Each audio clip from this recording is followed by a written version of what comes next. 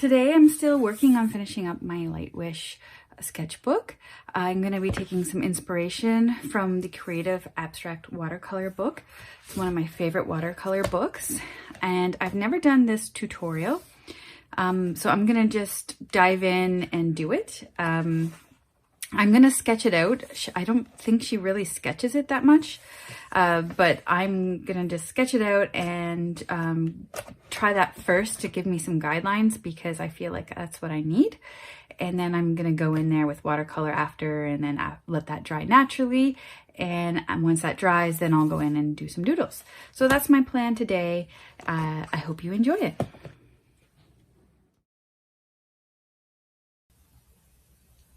For this piece, I decided to follow the tutorial as it was intended and start by sketching out my design with a mechanical pencil. I'm not shy about using a ruler when I need one, and I erase and redraw the lines as often as I feel like I need to. There's really no pressure for the sketch to be perfect. It's just really there for me to use as a guide when I'm painting later. I actually started this really early in the morning, just before I started work.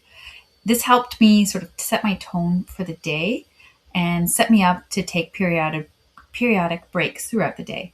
I like doing this because it gives me something calm and relaxing to go back to, where I can sit down for like 5 or 10 minutes, just a little bit at a time, and step away from my work day, work on a painting, and refresh myself. Get a little mental health break throughout the day, and just have these little tiny pauses to reset me when I'm feeling stressed and overwhelmed.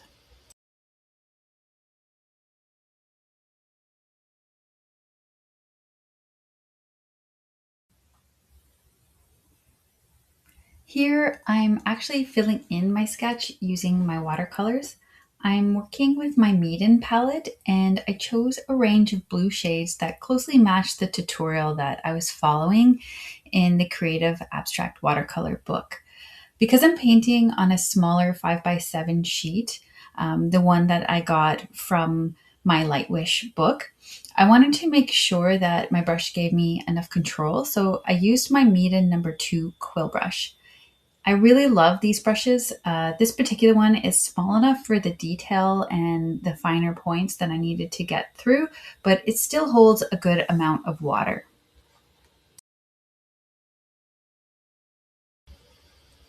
I completed this painting in 2 separate 10-minute sessions throughout my workday. Breaking it up like this was really helpful for me, and it also allows me to fit more painting into my daily routines.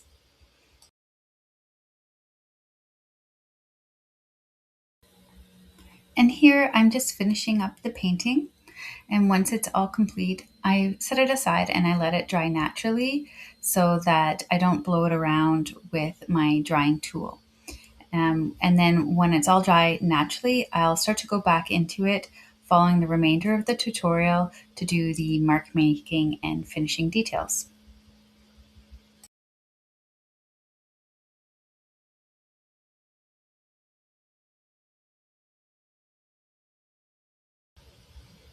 The next step is to start doing some mark making using a wet on dry technique. And I don't go crazy on this. I just add a few little marks and then I let it dry again before I go in with some Posca. I found that my Meeden 2 quill brush was a little bit big for this mark making because I was working on a small paper. So I sized down just a little bit to the Meeden #1 quill brush.